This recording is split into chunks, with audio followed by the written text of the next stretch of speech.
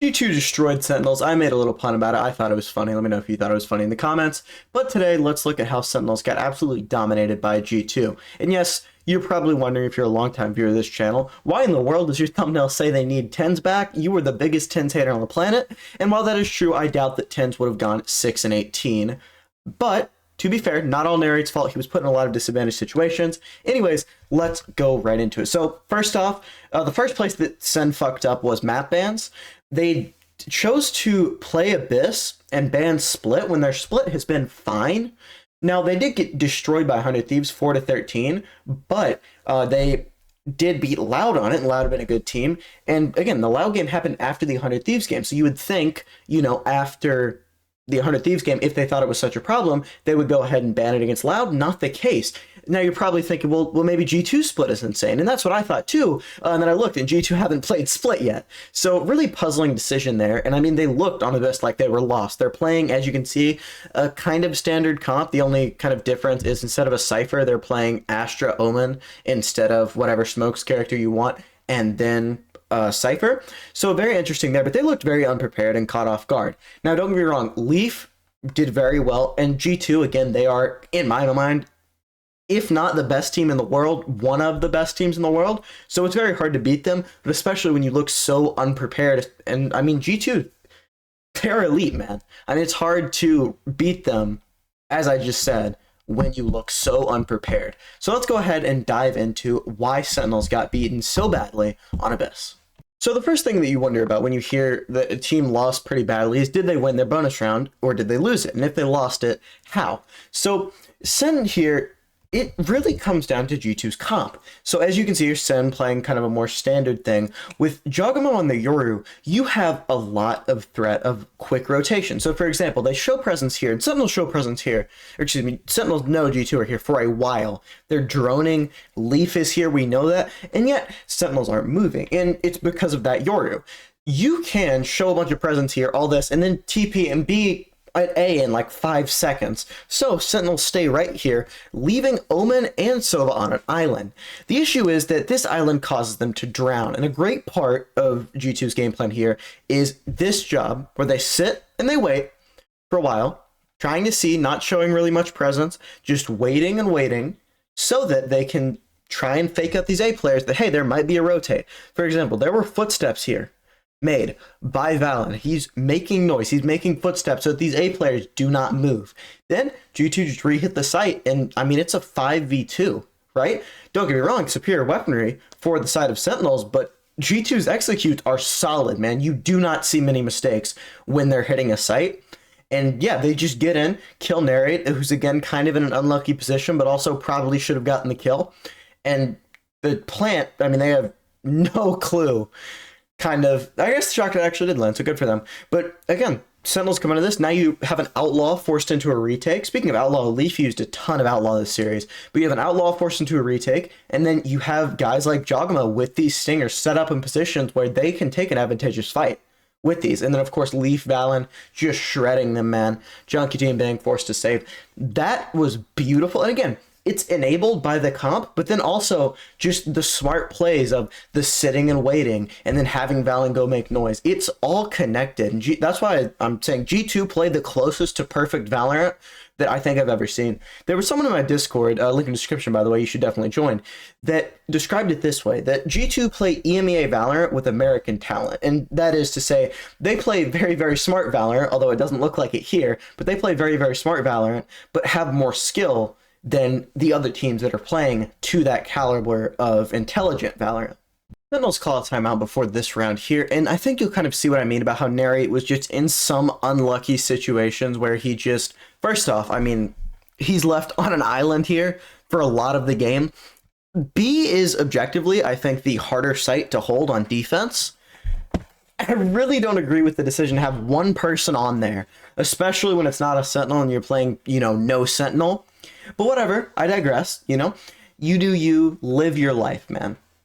Anyways, G2 decided to hit B with Jogamo's ult, but he doesn't go through main, he goes through mid here.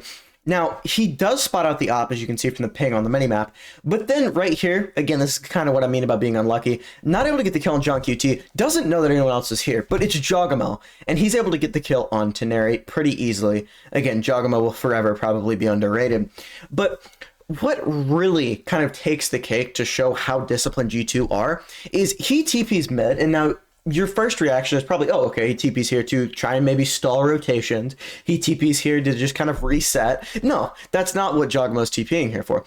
Jogamo kills Bang, and yes, he does use it to stall rotations, but when most players right here, if you're not on G2, and if you're not, you know, the level of player that Jogamo is, you're going back with B here. You're saying, hey, I'm 37 HP, you know, it's a 5v3, let's just play numbers.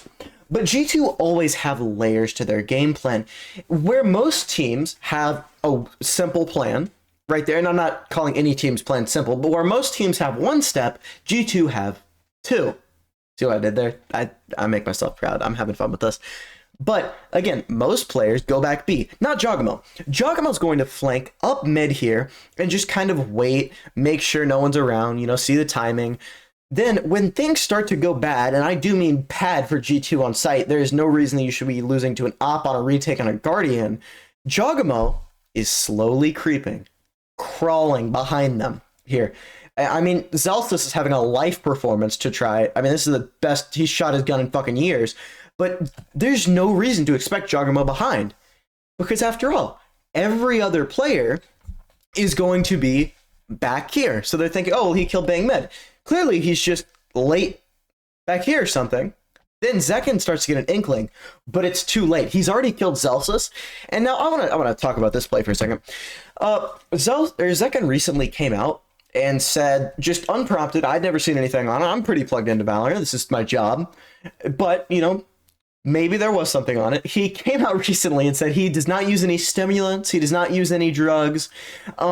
Yeah, I think that was a guilty conscience because there is absolutely no fucking way you make this play sober. Because what the fuck are you on, bro? With the utmost respect, Zekken has really earned my respect because he's been a good duelist. Like, his Jet is still subpar at times, but his Raze is amazing. His Yoru is good. His Neon is very, very good. What the fuck are you doing, bro? There is no way this is a play you make if you're not on Adderall or something. This is whatever the fuck Prod was taking back in the day. Now, I know what probably everyone is asking. Well, now that I can't buy the Sen bundle because they lost, what should I spend all my hard-earned cash on?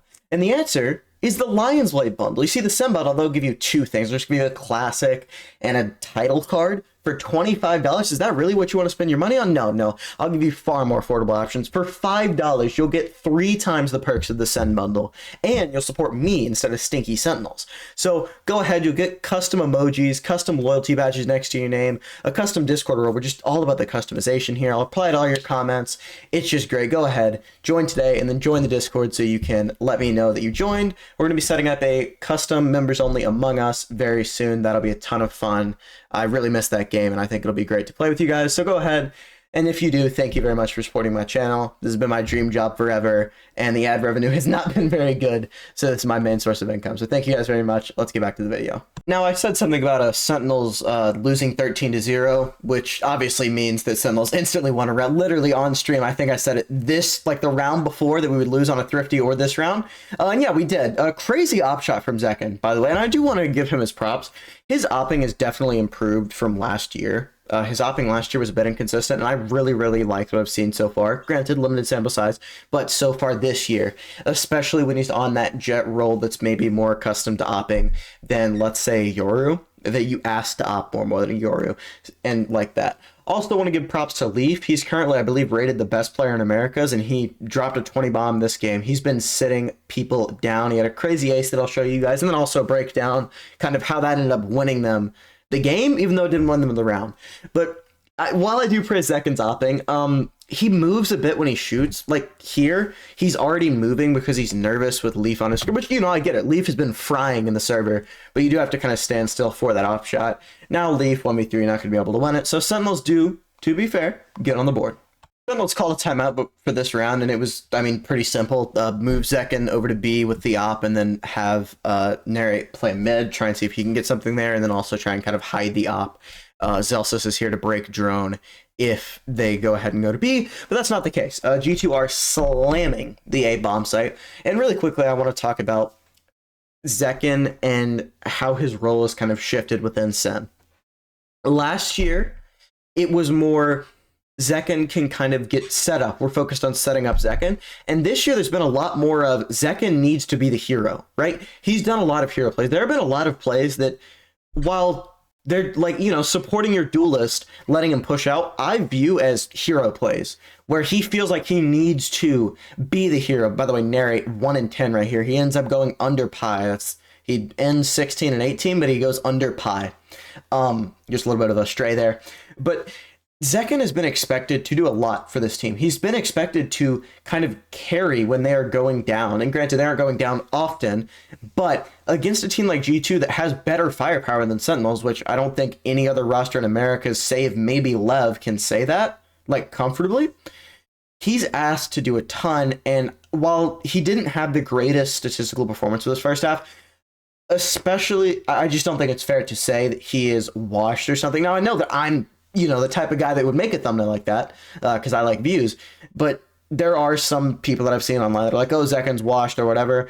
And even if I hate that I keep playing this during clips where he just does badly, but even if, you know, he struggles, especially on the international stage, I don't want to blame him because he's been expected to be kind of their ass pass, their savior and their hero. So just if he struggles fragging wise, try and keep that in mind. When I say G2 know what you're going to do, I mean G2 have anti-stratted you so thoroughly that they know when you're down 2-9, they know Zekken needs to be the hero, and they know that you know that Zekken needs to be the hero for your team, so they have Leaf hold for a push with Op, while the rest of the team stays back. This is the level of anti-stratting G2 have put in, and this is why I feel comfortable saying that G2 will win America, because I felt comfortable saying this at the beginning of the year, and I'm going to say they're favorites for Bangkok. If I was a betting man, and believe me, I've tried, I think they take only crypto for Valorant betting, if I recall, I would be betting on G2 to win Bangkok. Don't know if you can do that, but if you could, that would be what I was betting. Because again, Sentinels are not used to having a team that can out-call them, they know what they're going to do, and they can also shoot as well as them. As you can see here, John Cutie is nervous. Like, this isn't even a micromanaging thing. You aren't calling. This is last round of the half, and you have one other player alive. You are not micromanaging anything here. This is pure, I am nervous and I'm whiffing because I'm moving while I'm shooting. And there's a little bit of shooting bodies. I like it, man. I'm a Demon 1 fan. I can never be the guy that's like, why are you shooting bodies, buddy? Because I think those guys are losers, to be honest. If you're seriously getting mad over pixels being shot in a video game, please click off this video. I'm so serious. Anyways. G2, 2-10. I love these little 2 puns. Did y'all like the title? Let me know in the comments. I thought that was a little clever.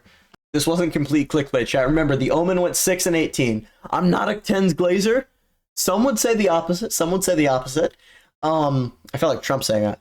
But they need him to walk on stage, tap Narrate on the shoulder, and go, it's okay. But yeah, Narrate shouldn't be playing Smokes. Should be a crime that he was put on Smokes, to be honest. I had someone in my stream chat. I'll be live today for literally all of the games in EMEA and America, so go ahead and make sure join the Discord, and then I'll ping you when I'm live. But I had someone in my stream chat ask why Yoru was so prevalent in the meta, and I decided to tell you guys because I thought a lot of you guys were probably having some similar questions.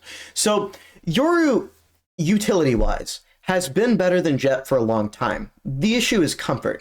So, I mean, you know him. One could argue, I would never say this about my GOAT, but one could argue that the greatest player of all time, Demon 1, is a bit of a Jett 1 trick, a bit of a Jett merchant. There are a lot of players, a lot of duelists who like to play Jett and don't want to learn anything new. They're comfortable on Jett. Same thing as people who, back when Frenzy was super overpowered, I had an analyst tell me this story. Or it might have been on Twitter, I can't remember. But back when Frenzy was super overpowered, he would consult teams and he told them, hey, tell your players to use Frenzy on eco rounds. It's better than Sheriff and Ghost. And the people would tell the guy, I asked them, but the players said they felt more comfortable with that. That's what it comes down to. Comfort-wise, a lot more players feel more comfortable on Jett than Yoru. I gave this example. If you gave a player 1,000 hours to learn Yoru and 1,000 hours to learn Jett, that Yoru player is wiping the floor with the Jett player because Yoru's raw utility is so much better. It also allows for more diversity in team comps. Think of what you can do with the clone, the TPs like I showed you earlier in that round, just the threat that the TPs have, of what they can make you do and what the opponent can't do because of those TPs. Clone is also very, very underrated. And then, of course, the flashes. His ult is used as basically an overpowered Sova drone a lot of the time, or you can do some cool contact plays with it to get kills off of maybe Omen Paranoia. The point is, he's a lot more versatile, which helps in comps, but also raw utility-wise, he's better than Jett. So it comes down to now a lot of teams are making duelists learn this guy because they've realized just how overpowered he is. I think he's going to get nerfed shortly now that people have kind of realized how good he is. But he is so good. And again, can you run Chamber? Like, could you run Chamber with a Jett? It'd be a lot harder. You know, like, I don't, rib.gg, love the site. It's been very inconsistent for a while. I'd like to see if Jett has been ran with this team comp before. Maybe it has, maybe it hasn't. But again, the flexibility. You can't run a Chamber, really, over here, unless you're replacing one of the double smokes, which is stupid to do in the first place. So anyways, comes down to raw utility is better. If you just, like, put them, but just the utility is flat out better. And then you have more versatility in comps. And again, Zekin going into the site, doing what he can. Let's take a look at this last round here. I'm not going to lie, Sentinels won 3 rounds in a row. It was 4-12, and I started getting a bit worried. Not that they would win. Well, maybe a bit that they would win. But if they won, do you guys realize Sentinels could be down 12-0, and we would get stories about, well, remember that G2 game, how resilient they were. For the rest of time, the rest of this season, when they were down in a game at all, you can never count them out. Remember that G2 game and their resilience and all that. It would have just upset me because I am not the biggest Sentinel supporter on the planet, if you know, must know. But they did end up losing here. One thing that I do want to note is Joggernaut in this position doesn't have a TP, which is, I mean, kind of cool. That he's willing to say, hey, I trust Leaf enough to cover me, but I also trust myself enough with this hero rifle. I'm going to get 2 or 3. I don't need a TP out here. And then Valen just narrowly misses a timing here. He would have probably maybe had a timing if, like, Breach, if he calls for Jonah P to stall, but Jonah P doesn't really have, you know, that aftershock or the fault line to stall, really, as well. And then Zekin, of course, just dies to trip. Jonah P goes ahead, gets the spam kill onto Planter, and yeah, here, it was an eco round, but Valen's flank finally finds timing, and after this, Zelsis would have had to do a 1v3, and at that point, I would have bought the Sin bundle, and I don't even play the game much anymore. Thank you guys so much for watching. Join the Discord in the description if you want to do a bunch of cool stuff in there. Become a channel member, help support me today, and click on one of these 2 videos if you like my content. Thank you guys very much for watching. Hope you have a great rest of your day, and I'll see you tomorrow, or hopefully today when you tune into the stream. Peace.